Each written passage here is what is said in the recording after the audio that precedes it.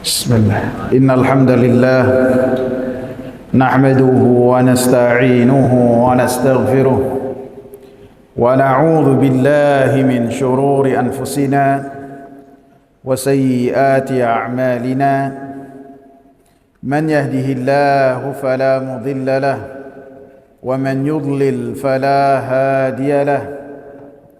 أشهد أن لا إله إلا الله وأشهد أن محمدا عبده ورسوله. اللهم صل وسلم وبارك على نبينا محمد وعلى آله وصحبه ومن اتبع بهداه إلى يوم القيامة وبعد. Jamaah sekalian yang saya hormati, kita masuk ke dalil yang kedua dari bab yang ke-20. Ma jaa'a fit taghlidh fi man 'abada Allah 'inda qabri rajulin salih fa kaifa idza 'abadah. Bab apa yang tercantum dari larangan-larangan keras dari mereka yang beribadah kepada Allah di sisi kuburan orang saleh, maka bagaimana apabila beribadah terhadap kubur tersebut. Kita sudah membahas dalil yang pertama, sekarang kita masuk ke dalil yang kedua. Walahuma anha, dan tercantum dalam Sahih Bukhari dan Sahih Muslim dari Aisyah radhiyallahu anha qalat, beliau berkata, lamma nuzila bi Rasulillah sallallahu alaihi wasallam, ketika Rasulullah sallallahu alaihi wasallam di akhir hayatnya dalam keadaan sakaratul maut, tafiqa yatrahu khamisatan lahu ala wajhi, maka Rasulullah sallallahu alaihi wasallam menutup mukanya dengan kain ataupun dengan selimut. Fa idza tamma biha kashafaha, maka apabila Nabi sallallahu alaihi wasallam tersesak dengan selimut tersebut, kesulitan bernafas, kasyafaha, maka beliau singkap kain ataupun selimut tersebut.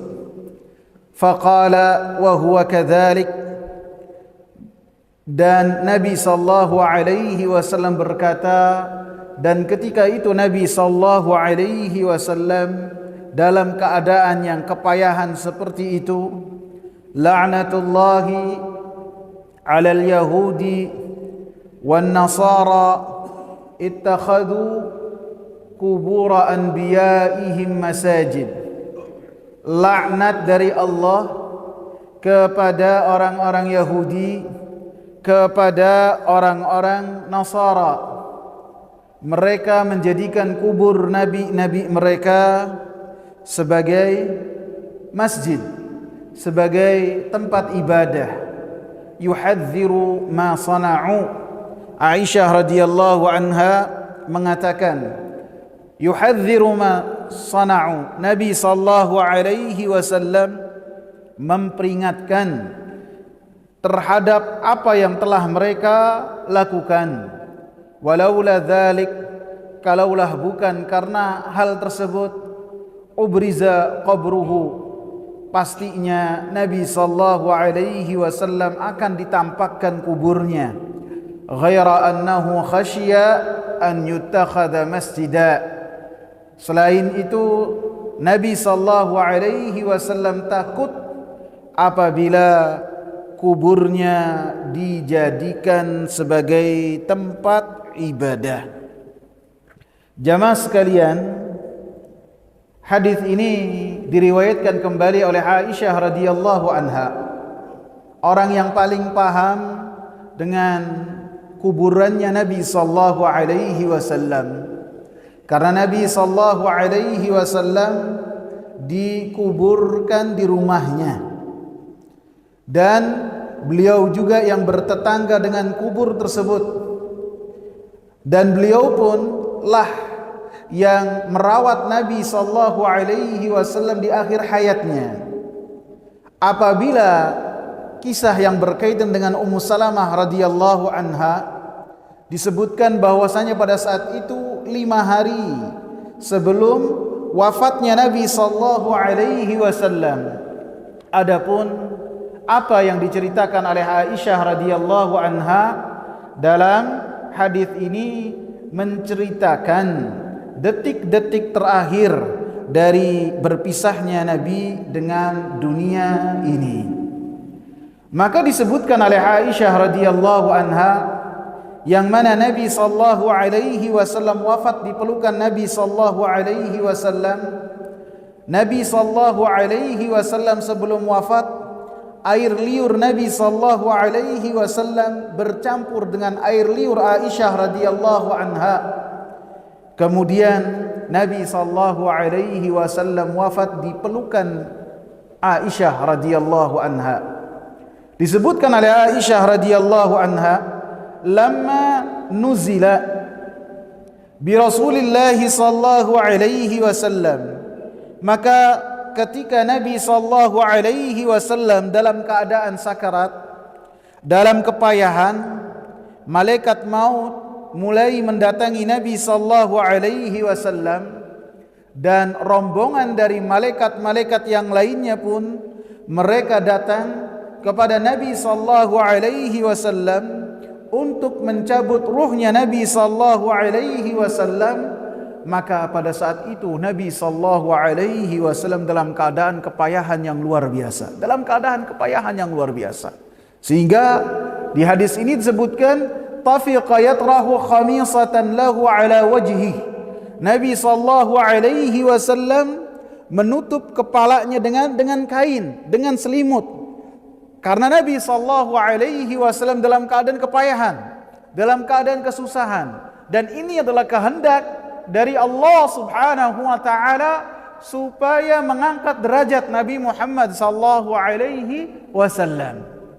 Dan pada saat itu Nabi sallallahu alaihi wasallam pun disebutkan mencuci mukanya, memasukkan tangannya ke bejana, kemudian beliau mencuci mukanya. Kemudian beliau pun mengatakan, la ilaha illallah, ana ala inna lil mauti lasakarat.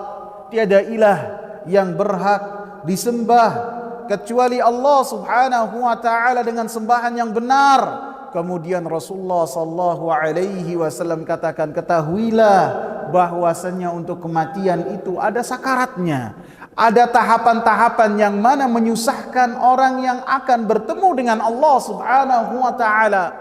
Maka pada saat itulah Rasulullah sallallahu alaihi wasallam ditegaskan oleh Aisyah, faqala wa huwa kadzalik.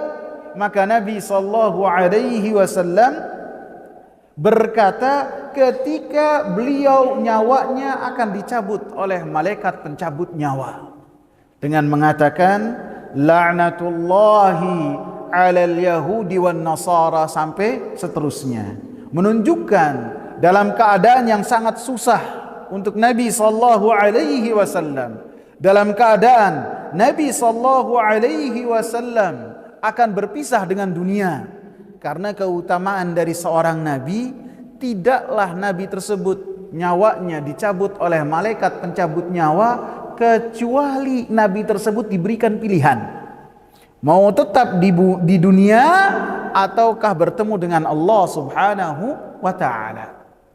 Sehingga dalam hadis yang lain Rasulullah sallallahu alaihi wasallam mengatakan dalam pertemuan terakhir beliau dengan para sahabat, ala inna abdan min ibadillah, ketahuilah ada seorang hamba dari hamba Allah Subhanahu wa taala, khayyarahu Allahu baina ma indahu wa ma fid dunya.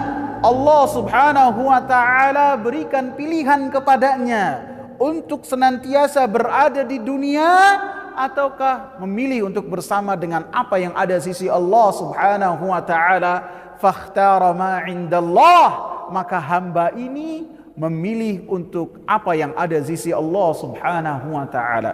Di antara kerumunan orang yang banyak, para sahabat-sahabat yang mereka adalah manusia-manusia pilihan, hanya satu orang saja yang menangis sejadi-jadinya ketika mendengar Nabi SAW berkata dengan perkataan tersebut.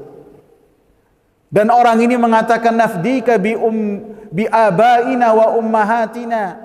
Kami menebus engkau dengan bapak-bapak kami dan ibu-ibu kami. Artinya orang tua kami bisa dijadikan sebagai tebusan, mengatakan bahwasanya engkau lebih utama daripada orang tua kami.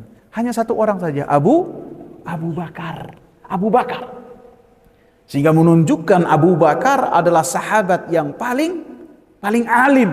Sehingga yang lainnya tidak paham, hanya Abu Bakar saja. Kemudian Rasulullah SAW memuji Abu Bakar. Sehingga dalam keadaan yang sangat luar biasa, Nabi SAW kepayahan, kesusahan secara fisik, maka Nabi SAW tidak tersibukkan, tidak beliau itu berhenti dari berdakwah kepada tauhid dalam keadaan susah, dalam keadaan beliau akan berpisah dengan dunia, dalam keadaan nyawanya akan dicabut oleh malaikat pencabut nyawa. Beliau berdakwah kepada tauhid, mengingatkan umatnya jangan sampai melakukan perbuatan yang perbuatan tersebut akan menggiring kepada laknat Allah Subhanahu wa taala dan menjadikan manusia akan senantiasa dikutuk dan tidak diampuni oleh Allah Subhanahu wa taala apabila mati belum bertobat dari kesyirikan kepada Allah Subhanahu wa taala. Ini menunjukkan bahwasanya dakwah terhadap tauhid adalah senantiasa digalakkan, senantiasa diingatkan, senantiasa dibahas. Dakwah tauhid adalah dakwah yang pertama kali dibawakan oleh Nabi SAW kepada orang-orang yang ada di hadapan Nabi SAW. Dan dakwah kepada tauhid adalah dakwah yang terakhir yang Nabi SAW ingatkan supaya umatnya jangan sampai melakukan kesyirikan kepada Allah Subhanahu wa taala. Dalam keadaan demikian, beliau masih mengingatkan supaya umatnya menjaga tauhid dan jangan sampai melakukan kesyirikan kepada Allah Subhanahu wa taala. Sehingga dalam keadaan demikian juga beliau takut apabila kubur beliau dijadikan dengan hal yang sama seperti yang terjadi oleh kubur nabi-nabi sebelum beliau, yang mana beliau ketahui keadaan nabi-nabi tersebut dan kubur-kuburnya berdasarkan wahyu dari Allah Subhanahu wa taala. Sehingga di dalam potongan hadis ini juga disebutkan bagaimana ada dalil untuk kita senantiasa memberikan peringatan kepada para manusia untuk mereka waspada terhadap kesyirikan kepada Allah Subhanahu wa taala. Dan jangan sampai seseorang tidak berdakwah terhadap tauhid, tidak mengingatkan manusia terhadap tauhid, terkadang karena enggak enak, terkadang karena takut ada gesekan. Enak pembahasan yang lain saja, yang sifatnya hukum tentang muamalah, tentang sholat itu saja. Akan tetapi ketika membahas tauhid dia tidak mau. Dan ini adalah termasuk kecurangan dalam berdakwah di jalan Allah Subhanahu wa taala. Dan termasuk juga dia tidak memiliki nasihat yang benar kepada kaum muslimin. Karena nasihat yang benar ketika dibawakan kepada para manusia, ketika mengingatkan manusia supaya mereka memperhatikan hal yang paling penting berkaitan dengan apa yang mereka miliki untuk bertemu dengan Allah Subhanahu wa taala. Modal kita untuk bertemu dengan Allah Subhanahu wa taala adalah tauhid. Adalah pengamalan terhadap kalimat La ilaha illallah. Kita tanamkan di dada kita kita ikrarkan dan kita senantiasa ulang-ulang kalimat la ilaha illallah dan kita amalkan dengan anggota badan kita, dan kita senantiasa waspada jangan sampai kalimat la ilaha illallah yang ada di dada kita ini akan hilang ataupun rontok ataupun gugur karena amalan-amalan yang dilakukan oleh kita tanpa kita sadari ataupun kita sadari, yang menunjukkan kita kurang ilmu terhadap tauhid. Karena perkara tauhid ini apabila tauhidnya benar, seseorang akidahnya benar, maka potensi dia untuk masuk ke dalam surga itu sangat-sangat besar. Karena orang yang tidak memiliki akidah dengan benar, atau akidahnya tidak diridhai, atau akidahnya tidak berdasarkan dengan dalil yang benar, maka amalan apapun yang dia lakukan tidak diterima oleh Allah Subhanahu wa taala. Mau setiap hari sholat malam dari isya sampai fajar, sampai waktu subuh, ataupun puasanya tidak pernah putus, ataupun amalan sosialnya yang besar, yang luar biasa diakui, sedekahnya luar biasa, baca Al-Qur'annya besar, akan tetapi modal yang ia miliki berupa tauhid kepada Allah Subhanahu wa taala tidak ia jaga. Ketika ia berdoa, ia palingkan kepada Allah. Ketika dia beribadah, ibadahnya ia palingkan kepada Allah, dan berbasa-basi terhadap hal yang hak ini, maka menjadikan seseorang amalan-amalannya ketika bertemu dengan Allah ditimbang di timbangan Allah Subhanahu wa taala, yang pada saat itu keadilan ditegakkan oleh Allah setegak-tegaknya, dijadikan oleh Allah habaan mansura. Amalan-amalan yang banyak ini karena keikhlasannya tidak ada, karena tauhidnya tidak ada, maka dijadikan oleh Allah sebagai debu beterbangan. Sehingga Nabi sallallahu alaihi wasallam senantiasa berdakwah kepada tauhid. Para sahabat yang mereka adalah fuhulul muwahhidin, sadatul muwahhidin, pemuka-pemuka agama, wali-walinya Allah Subhanahu wa taala, dan mereka adalah orang-orang yang muwahhidin, senantiasa diingatkan oleh Nabi sallallahu alaihi wasallam tentang perkara tauhid, tentang pengamalan terhadap kalimat la ilaha illallah, tentang keutamaan kalimat la ilaha illallah. Sekarang sebagian manusia enggan untuk membahas tentang tauhid, padahal ini adalah modal kita untuk bertemu dengan Allah Subhanahu wa taala. Dosa-dosa selain kesyirikan kepada Allah Subhanahu wa taala, dosa besar apapun, ketika seorang mati dan belum bertaubat kepada Allah Subhanahu wa taala, maka dosa-dosa tersebut dibawa kehendak Allah Subhanahu wa taala pada hari kiamat. Bisa Allah Subhanahu wa taala ampuni dosa-dosa besar tersebut dengan rahmat Allah, dengan ampunan Allah. Kemudian pelaku-pelaku dosa besar dimasukkan ke dalam surganya. Bisa juga Allah Subhanahu wa taala azab pelaku dosa-dosa besar itu sesuai dengan kadar apa yang telah mereka lakukan, baik itu pelaku riba, baik itu peminum khamr, baik itu pencuri, baik itu pelaku zina, pelaku liwat, dosa-dosa besar apapun. Maka apabila Allah menghendaki pada hari kiamat, Allah siksa dia tentu dengan kadar dosa yang telah mereka lakukan. Apabila di dalam hatinya ada pengamalan kalimat la ilaha illallah, maka pelaku dosa-dosa besar tersebut tidak akan selama-lamanya di dalam api neraka. Sehingga ini menunjukkan bahwasanya para ulama sangat memperhatikan dalam perkara tauhid.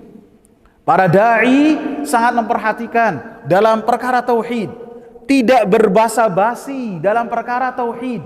Tidak ada kata tidak enak. Tidak ada kata nanti saya gimana kalau membahas ini, bagaimana muamalah saya, bagaimana bisnis saya. Tidak. Allah Subhanahu wa ta'ala lah yang memegang hati hamba-hambanya. Allah Subhanahu wa ta'ala lah yang membagi rezeki kepada hamba-hambanya. Mau si fulan tidak suka terhadap dakwah kita, Allah subhanahu wa ta'ala yang membagi rezeki kepada hamba-hambanya, dan bisa menjadikan hati-hati yang benci kepada penyeru tauhid menjadi hati-hati yang simpati, bahkan menyokong dakwah tauhid tersebut. Sehingga para sahabat ridwanullahi alaihim pun memahami apa yang telah dikatakan oleh Nabi sallallahu alaihi wasallam. Faqala wa huwa kadzalik, maka Nabi sallallahu alaihi wasallam berkata dan beliau dalam keadaan demikian. La'natullahi 'alal yahudi wan nasara ittakhadhu qubur anbiya'ihim masajid. Laknat Allah subhanahu wa ta'ala berikan kepada orang-orang Yahudi dan kepada orang-orang Nasara. Laknat artinya menjauhkan dan mengusir seseorang dari rahmatnya Allah subhanahu wa ta'ala. Rasulullah sallallahu alaihi wasallam bisa dalam ucapan ini mengabarkan, dan kabar dari Rasulullah sallallahu alaihi wasallam pastinya benar, dan itu wahyu dari Allah subhanahu wa ta'ala, bahwasanya laknat Allah subhanahu wa ta'ala berikan kepada orang-orang Yahudi, kepada orang-orang Nasara. Orang-orang Yahudi yang mereka dikatakan dalam surat Al-Fatihah sebagai al-maghdubi alaihim, orang-orang yang mendapatkan murka dari Allah subhanahu wa ta'ala. Karena orang-orang Yahudi mereka mengetahui ilmu tentang apa? Tentang tauhid. Mereka memahami bahwasanya ibadah hanya diberikan kepada Allah, tidak boleh ibadah kepada selain Allah. Mereka memahami. Mungkin antum lupa, saya pernah membahas tentang bagaimana adanya orang-orang Yahudi di negeri Yaman di majelis ini. Ketika Raja Tubba As'ad ibn Madi Karib itu menyerang kota Madinah dengan waktu yang lama karena ada perselisihan dengan orang-orang Aus dan Khadraj. Pasukan raja tersebut 70.000. Kemudian orang-orang Yahudi sudah ada di Madinah pada saat itu, namanya Yathrib. Langsung mereka datang ke Raja Tubba ini. Tubba itu julukan untuk Raja Yaman. Wahai Raja, kamu tidak akan bisa menaklukkan kota ini. Tidak akan bisa. Ada yang ingat nggak tentang kisah ini? Ingat ya? Tidak akan bisa. Karena ini adalah tempat hijrahnya Nabi. Tempat hijrahnya Nabi. Jadi mereka tahu tempat hijrahnya di mana. Mereka tahu ciri-ciri fisiknya itu bagaimana. Mereka tahu akhlaknya Nabi bagaimana. Dan mereka tahu apa yang diseru oleh Nabi dan siapa pengikutnya. Akan tapi siapa orangnya mereka tidak tahu. Dan mereka berharap untuk dari mereka lah Nabi tersebut muncul.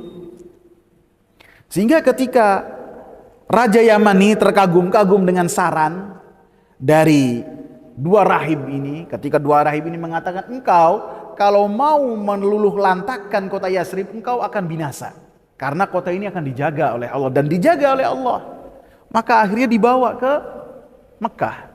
Melewati Mekah untuk pulang ke negeri Yaman. Di Mekah orang-orang Hudzail menghadang raja ini. Pasukannya besar, 70.000 pasukan. Besar, bukan kecil. Orang-orang Hudzail yang tinggal dekat dekat Mekah mengatakan, wahai raja, engkau mau enggak untuk menyerang dan menaklukkan rumah tua yang berisi harta karun yang sangat banyak? Maka ketika raja ini mengiyakan apa yang diminta oleh orang-orang Hudzail, dua rahib dari ahli kita mengatakan, jangan wahai raja. Orang-orang Hudzail ini ingin engkau binasa. Ingin kau itu hancur. Ini kejadian sebelum kejadian pasukan gajah. Mereka ingin kau hancur karena mereka yakin siapa yang berani mengusik rumah tua itu akan binasa berhadapan dengan Allah. Maka kata si raja, kalau gitu apa yang saya harus lakukan? Engkau tawaf di rumah tua tersebut. Rumah tua itu Ka'bah. Kau tawaf di rumah tua tersebut. Dan setelahnya engkau hormati dan agungkan rumah tua tersebut. Sehingga menurut riwayat dialah yang pertama kali memberikan kiswah. Maka raja ini mengatakan kepada dua rahib, ayo engkau ikut bersama saya untuk melakukan tawaf tersebut. Karena engkau yang menganjurkan. Kata dua rahib ini apa? Tidak bisa, saya tidak bisa melaksanakan. Karena di rumah tua itu banyak berhala-berhala. Dan itu adalah kesyirikan kepada Allah. Ini ahli kitab tahu kesyirikan kepada Allah. Tahu tentang dakwahnya Nabi Muhammad SAW. Akan tetapi mereka tidak mengamalkannya. Sehingga orang-orang yang memiliki ilmu dan tidak mengamalkannya termasuk bagian dari orang-orang Yahudi dan akan mendapatkan murka yang sama. Adapun yang kedua, An-Nasara, yang mereka adalah manusia-manusia yang sebagai pengikutnya Nabi Isa, kemudian mereka pun menyeleweng sehingga mereka pun berbuat bid'ah dengan membuat kerahiban dan mereka beribadah kepada Allah Subhanahu wa taala tanpa didasari oleh ilmu, maka mereka dikatakan oleh Allah Subhanahu wa taala sebagai waladhdallin. Mereka tidak memiliki ilmu dan beribadah kepada Allah. Mereka semuanya mendapatkan laknat dari Allah Subhanahu wa taala, menimpa orang-orang Yahudi dan menimpa orang-orang Nasara. Kemudian Rasulullah sebutkan sebab mereka mendapatkan laknat tersebut. Rasulullah sebutkan supaya jangan sampai umat Nabi Muhammad sallallahu alaihi wasallam menjadikan kubur beliau sebagai tempat ibadah. Karena dalam riwayat lain di akhir hayat Nabi sallallahu alaihi wasallam berdoa, Allahumma la taj'al qabri wathanan. Ya Allah, janganlah engkau jadikan kuburku sebagai berhala yang disembah selain engkau.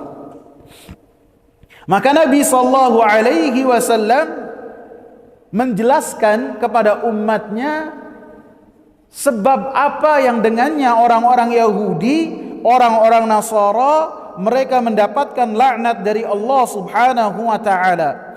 Dijelaskan oleh Rasulullah supaya umatnya Nabi Muhammad sallallahu alaihi wasallam tidak melakukan apa yang mereka lakukan sehingga mereka selamat dari laknatnya Allah Subhanahu wa taala. Apa sebabnya mereka mendapatkan laknat?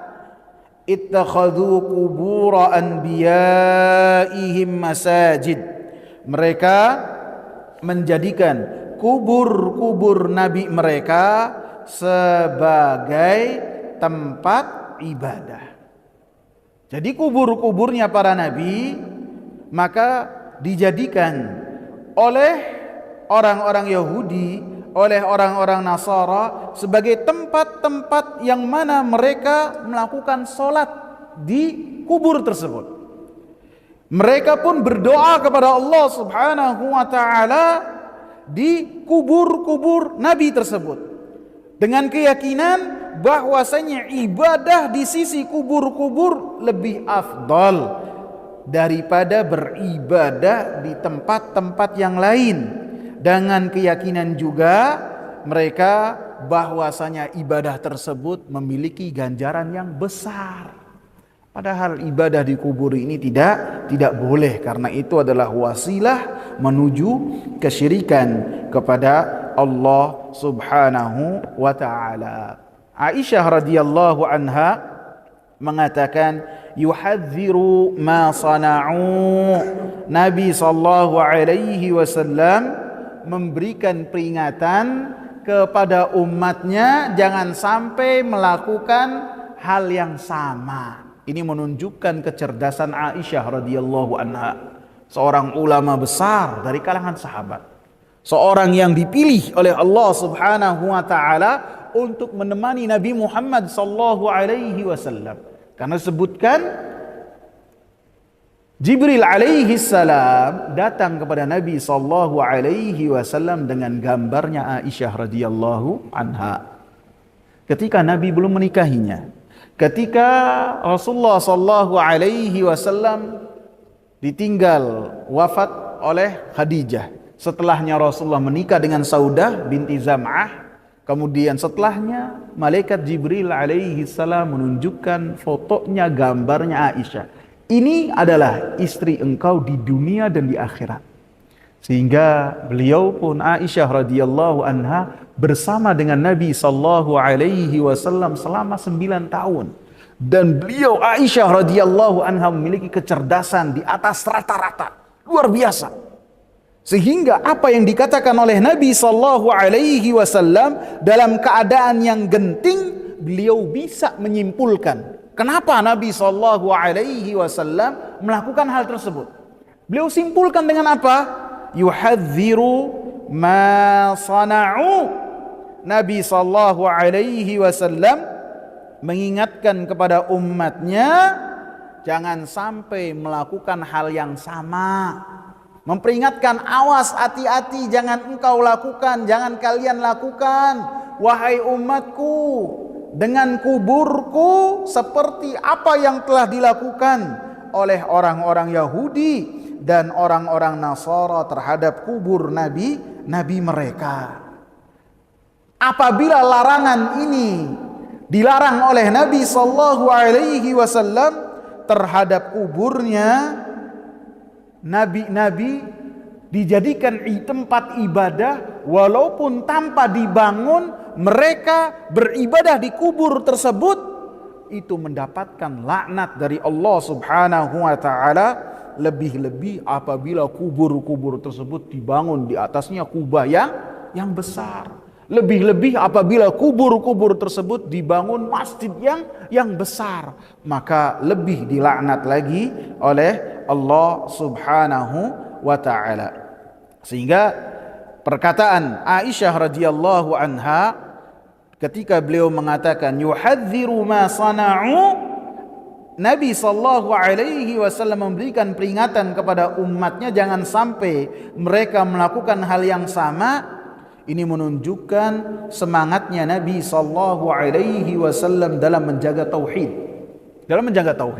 Di nafas-nafas terakhirnya Nabi Muhammad sallallahu alaihi wasallam, Nabi memperingatkan kepada umatnya jangan sampai mereka melakukan kesalahan yang sama yang telah dilakukan oleh orang-orang Yahudi dan orang-orang Nasara. Karena kisah-kisah yang dalam Al-Quran yang berkaitan dengan umat-umat yang telah lalu, inna fi dzalika la'ibrah, ada pelajaran. Jangan sampai kita melakukan hal yang sama. Dan kisah-kisah yang dibawakan oleh Nabi yang berkaitan dengan Jurej, yang berkaitan tentang 3 orang yang mendapatkan karunia dari Allah. Ada yang ada yang tidak punya rambut, ada lagi yang kurap apa kudis tuh? Apa yang kusta ya? Ada yang kusta, ada lagi yang buta. Nabi ceritakan kepada kita apa yang terjadi bagi mereka. Ini supaya kita mengambil pelajaran. Dan Nabi sallallahu alaihi wasallam sebutkan ini juga supaya kita mengambil pelajaran, jangan sampai kita melakukan hal yang sama berlebih-lebihan terhadap kubur nabi-nabi mereka sehingga akan menghantarkan manusia ke dalam kesyirikan. Dan ingat, Nabi sallallahu alaihi wasallam mengatakan ini semua, oleh Aisyah dikatakan wa huwa kadzalik, dan beliau dalam keadaan seperti itu, dalam keadaan kepayahan, dalam keadaan kesusahan. Nabi sallallahu alaihi wasallam mengatakan itu semua, sehingga jangan sampai kalian melakukan dengan kuburku seperti yang telah dilakukan oleh orang-orang Yahudi, oleh orang-orang Nasara dengan kubur nabi-nabi mereka. Kemudian Aisyah mengatakan, walaula dzalika la ubriza qabruhu. Kalaulah bukan karena hal tersebut, niscaya akan ditampakkan kubur Nabi sallallahu alaihi wasallam. Ditampakkan di sini artinya Nabi sallallahu alaihi wasallam akan dikubur bersama dengan kaum muslimin di pemakaman baki. Karena sudah menjadi metode dan suatu hal yang dimaklumi oleh para sahabat ridwanullahi alaihim, bahwasanya siapa yang mati ataupun wafat di antara para sahabat, masyarakat yang Nabi sallallahu alaihi wasallam tinggal di tengah-tengahnya, tidak boleh bagi mereka untuk memiliki pemakaman yang sendiri, baik itu atas nama keluarga ataupun atas nama pribadi. Saya maunya sendiri saja, maka itu dilarang pada zaman itu dan menjadi suatu yang dipahami oleh para sahabat ridwanullahi alaihim. Maka Aisyah radhiyallahu anha, kalaulah bukan karena Nabi sallallahu alaihi wasallam takut bahwasanya kuburnya akan dijadikan tempat ibadah, akan dijadikan dan dilakukan seperti apa yang terjadi oleh orang-orang Yahudi dan orang-orang Nasara, la ubriza qabruhu, pastinya Nabi sallallahu alaihi wasallam akan dikubur bersama dengan pemakaman kaum muslimin yang lainnya di pemakaman baki. Akan tetapi karena itu ditakutkan oleh Nabi sallallahu alaihi wasallam, maka dikatakan oleh Aisyah, walakinnahu khasyiya an yuttakhadha masjida, akan tetapi Nabi sallallahu alaihi wasallam khasyiya, Nabi sallallahu alaihi wasallam takut apabila kuburnya akan dijadikan sebagai tempat ibadah, sehingga Nabi sallallahu alaihi wasallam di kuburnya tidak di pemakaman baki. Ada lagi riwayatnya itu khusyya. Kalau khusyya itu Nabi yang takut.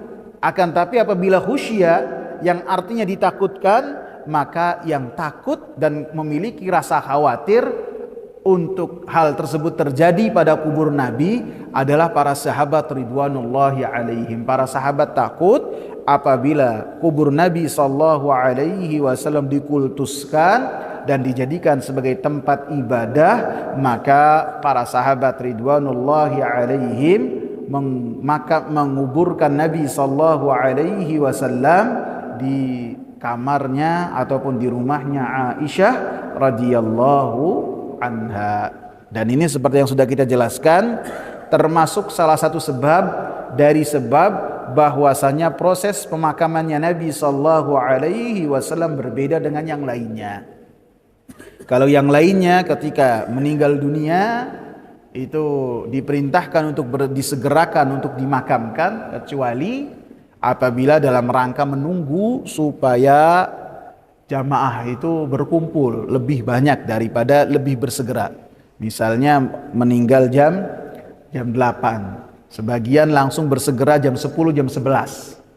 Dari sisi dia bersegera bagus, tapi apabila diberikan waktu, misalnya bisa habis zuhur, supaya orang-orang itu yang bisa dari jauh datang, maka itu bisa dianjurkan, bisa untuk dilakukan. Dan Nabi sallallahu alaihi wasallam ketika wafat, maka termasuk keistimewaan yang berbeda adalah Nabi sallallahu alaihi wasallam ketika wafat tidak langsung dimakamkan.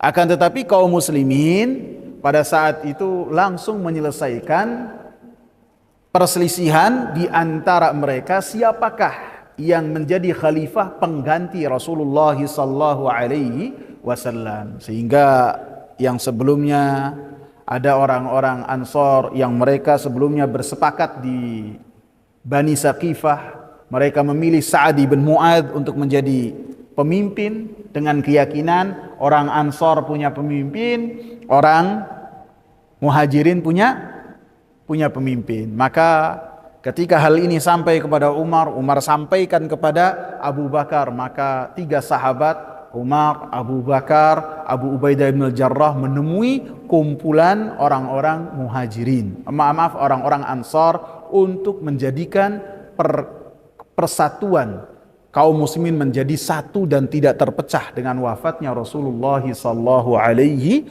wasallam. Sampai setelahnya diputuskan Abu Bakar radhiyallahu anhu yang menjadi khalifah. Kemudian juga yang menjadi pembeda ketika Rasulullah sallallahu alaihi wasallam wafat, tentu yang menjadi pembahasan kita, Rasulullah sallallahu alaihi wasallam tidak dimakamkan di pemakaman umum, di pemakaman Baqi. Karena hal yang pertama yang disebutkan oleh Aisyah radhiyallahu anha, karena takut apabila Nabi sallallahu alaihi wasallam dimakamkan di Baqi akan dikultuskan oleh manusia setelah para sahabat. Karena para sahabat mereka mendapatkan pelajaran langsung dari Rasulullah sallallahu alaihi wasallam sehingga mereka pahami hal ini dengan pemahaman yang luar biasa. Jadi tidak ada dari para sahabat yang bolak-balik ke kuburannya Nabi, tidak ada. Mereka beribadah, mereka bersalawat kepada Nabi tanpa datang ke kuburannya Nabi sallallahu alaihi wasallam. Sehingga ketika Al-Hasan, cucu Rasulullah sallallahu alaihi wasallam, melihat ada seseorang yang di dekat pojokannya kuburnya Nabi sallallahu alaihi wasallam, dia bersalawat, dia mengucapkan salam kepada Nabi, langsung ditegur oleh cucunya Nabi sallallahu alaihi wasallam. Kalau bukan Hasan, Ali Zainal Abidin, di antara keduanya, dengan mengatakan, tidaklah engkau di sini dengan orang yang ada di Andalus di Eropa sama ketika bersalawat kepada Nabi sallallahu alaihi wasallam. Kenapa engkau memaksakan diri untuk datang ke kuburnya Nabi sallallahu alaihi wasallam? Kemudian yang kedua yang sudah kita bahas juga, kenapa Nabi sallallahu alaihi wasallam dipisahkan pemakamannya, tidaklah dimakamkan di pemakaman Baqi, karena kabar dari Abu Bakar radhiyallahu anhu bahwasanya Nabi sallallahu alaihi wasallam mengatakan, ma qubidha nabiyyun illa dufina haitsu yuqbad. Tidaklah ada seorang nabi dicabut nyawanya kecuali nabi tersebut ketika dikubur di tempat dia dicabut nyawanya. Jadi seorang nabi ketika wafat itu memiliki kedua keistimewaan yang berbeda dari manusia yang lainnya. Yang pertama, ketika akan dicabut nyawanya, malaikat meminta izin. Mau tinggal di dunia terus, apakah bertemu dengan Allah? Meminta izin dari Nabi Adam. Nabi Adam memberikan sebagian umurnya kepada Nabi Daud. Melihat Nabi Adam ketika telah diciptakan oleh Allah, ditunjukkan semua keturunannya. Sehingga melihat Daud, ini Daud umurnya berapa? Disebutkan sekian, kata Nabi Adam, sedikit sekali, kasih sebagian dari umur saya untuk Daud. Maka begitu malaikat maut itu datang kepada Nabi Adam untuk mencabut nyawanya, kata Nabi Adam, enggak, saya masih punya 30 tahun lagi. Kata malaikat pencabut nyawanya apa? Engkau telah kasih ke keturunan engkau, Daud. Enggak, saya tidak kasih. Menunjukkan apa? Kata Rasulullah, nasiya Adam wa nasiyat dzurriyyatuh. Adam lupa, hasilnya apa? Keturunannya pun mudah lupa. Jadi kalau kita lupa ya jangan nyalain. Bapak kita juga dulu lupa. Begitu juga ketika Nabi Musa alaihi salam didatangi oleh malaikat pencabut nyawa.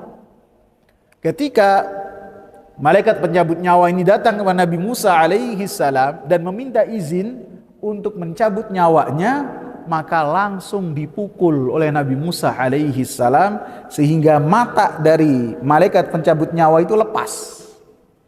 Dia langsung datang kepada Allah subhanahu wa ta'ala, ya Allah, engkau mengutusku kepada seorang hamba yang hamba tersebut tidak menerima kedatanganku. Ini menunjukkan apa? Para nabi itu berbeda. Ketika dicabut nyawanya, para malaikat maut, karena malaikat maut satu, malaikat maut itu meminta izin kepada manusia-manusia pilihan, termasuk Nabi Muhammad sallallahu alaihi wasallam. Aisyah radhiyallahu anha ketika memangku Nabi dan Nabi sallallahu alaihi wasallam bersiwak, kemudian Nabi sallallahu alaihi wasallam mengatakan, firrafiqil a'la, firrafiqil a'la, mengangkat jarinya, firrafiqil a'la, firrafiqil a'la, firrafiqil a'la. Saya memilih Allah, saya memilih Allah, saya memilih Allah, saya memilih surga, rafiqil a'la. Kemudian setelahnya kata Aisyah, setelah itu tangannya lunglai. Menunjukkan, kata Aisyah langsung ingat, ini Aisyah cerdas. Aisyah langsung ingat bahwasanya para nabi ketika nyawanya dicabut, mereka dimintai izin terlebih dahulu. Adapun kita ya tidak dimintai izin. Wallahu taala a'lam. Ada yang ditanyakan? Nabi Allah Musa kan yang waktu didatangi malaikat pukul matanya lepas gitu kan? Iya. Itu Nabi, saya tadi nyebut siapa? Nabi Musa ya? Iya, Nabi Musa. Dan malaikat pencabut nyawa bukan namanya malaikat Israel, bukan. Namanya malaikat pencabut nyawa saja. Karena pemberian nama yang berkaitan dengan malaikat itu harus tauqif, harus langsung dalam Al-Quran dan As-Sunnah. Adapun dalam Al-Quran disebutkan kul yatawaffakum malakul maut, katakanlah malaikat maut akan mencabut nyawa kalian. Jadi bukan namanya malaikat Israel ya. Namanya malaikat maut. Dan iya, jadi Nabi Musa yang dimintai izin, dan Nabi Musa alaihi salam adalah manusia yang sangat kuat sekali. Secara fisik beliau kuat. Dan para nabi tidaklah diutus oleh Allah Subhanahu wa taala kecuali mereka memiliki kesempurnaan fisik dan memiliki kesempurnaan akal yang luar biasa. Nabi Muhammad kuat sekali. Beliau bisa menunggang kuda yang kudanya tidak pakai pelana. Itu menunjukkan fisik yang luar biasa. Dan kekuatan fisik Nabi pun juga bisa nampak dari bagaimana Nabi diceritakan oleh istri-istrinya bisa dalam satu malam itu menggilir 9 istrinya, menunjukkan kekuatan fisik beliau. Dan beliau juga dalam memberikan ceramah, kajian, khutbah, terkadang ada suatu hadis yang menyebutkan dari Hudzaifah bin Yaman ketika Nabi membahas tentang fitnah. Nabi berceramah dari subuh sampai zuhur. Berceramah jadi tentang fitnah, apa yang akan terjadi. Dari zuhur disambung sampai asar. Jadi jedanya bukan makan, bukan gahwa, bukan ngopi, sholat. Habis itu ceramah lagi sampai asar. Habis itu sambung lagi dari asar sampai maghrib. Ceramah ini di mimbar. Dari maghrib sampai isya. Setelah itu Nabi sallallahu alaihi wasallam tutup. Itu menunjukkan fisik Nabi sallallahu alaihi wasallam yang luar biasa. Termasuk Nabi Musa alaihi salam fisiknya luar biasa. Sehingga ketika ada Qibti dan Bani Israel yang mereka bersengketa, berselisih, maka orang Bani Israel ini meminta bantuan kepada Nabi Musa. Kisahnya Allah abadikan dalam surat Al-Qasas.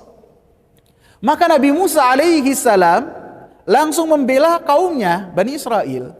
Kemudian dia hanya dengan memukul dengan pukulan yang pelan saja kepada orang Qibti ini langsung terkapar mati. Jadi tenaganya luar biasa, sehingga malaikat maut saja begitu dihantam sekali langsung matanya lepas. Menunjukkan tenaga yang luar biasa. Ya, silakan. Nabi Sulaiman alaihissalam itu bilangnya sampai tahun akhir itu wilayah. Apakah betul? Ya, betul. Demikian. Sehingga Allah Subhanahu wa taala katakan kejadian bahwasanya Nabi Sulaiman wafat dan tidak ada yang mengetahui wafatnya beliau kecuali dengan tongkatnya itu dimakan oleh rayap, menunjukkan bahwasanya bala tentaranya Nabi Sulaiman, yaitu dari bangsa jin, mereka tidak mengetahui tentang perkara yang gaib. Jin dan manusia sama. Mereka adalah mukallafun yang dibebani oleh Allah Subhanahu wa taala untuk beribadah kepada Allah, dan mereka pun tidak mengetahui perkara yang gaib. Sehingga apabila bangsa jin itu mengetahui tentang perkara yang gaib, pastinya mereka mengetahui bahwasanya Nabi Sulaiman telah wafat. Akan tapi karena mereka tidak mengetahui hal tersebut, sehingga mereka tetap berada di barisan sebagai pasukan-pasukan yang diperbantukan oleh Allah untuk membantu Nabi Sulaiman, dan mereka pun merasa mendapatkan sedikit kehinaan. Gitu. Jadi apabila mereka tahu, pasti mereka akan lari dan melepaskan diri dari kehinaan tersebut. Jadi menunjukkan bahwasanya tidak ada yang mengetahui perkara yang gaib kecuali Allah, termasuk bangsa jin. Bangsa jin tidak mengetahui perkara yang gaib. Cukup ya? Semoga bermanfaat. Semoga bermanfaat. Subhanakallahumma bihamdika asyhadu an la ilaha illa anta astaghfiruka wa atubu ilaik. Assalamualaikum warahmatullahi wabarakatuh.